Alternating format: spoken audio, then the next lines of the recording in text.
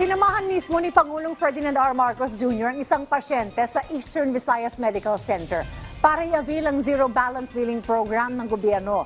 Ginawa yan ng Pangulo sa pagbisita niya kamakailan sa Eastern Visayas. Ang detalye sa report ni Clazel Pardilla.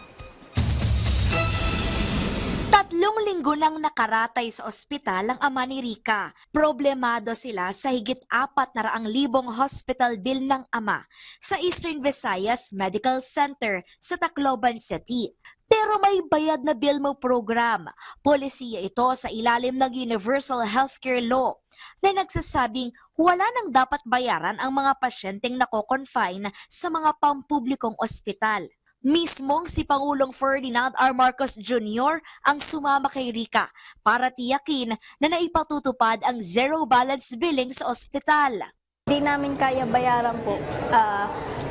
Sobrang laki ng tulong ni President po. Sa nakikita ko naman, everybody knows what they're supposed to do, zero billing ang paglabas. Wala na sila, walang dagdag na bayad, wala nang dokumento, wala nang kailangan gawin. Pipirma na lang, pwede na nilang i-uwi ang kanilang pasyente. Higit 1,000 pasyente ang kapasidad ng EVMC.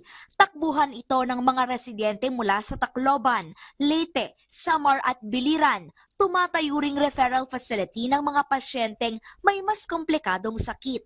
Kaya mahalaga ng mga pasyenteng nagpapagamot dito. Hindi nasasakit ang ulo sa bayarin. Focus na lang sa pagpapagaling. We just have to make sure na lahat ng ospital sa buong Pilipinas, alam nila ang procedure. Kasi bago ito. Pagka hindi ka lang magpa-confine, tinuturuan natin ang ating mga kababayan, pumunta muna sa Bukas Center. Tiniyak naman ng Health Department na pagbubutihin pa ang paghahatid ng dekalidad na serbisyong medikal sa buong bansa.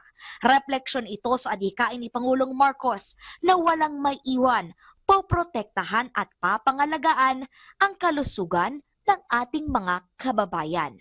Clazel Pardilla para sa Pambansang TV sa Bagong Pilipinas.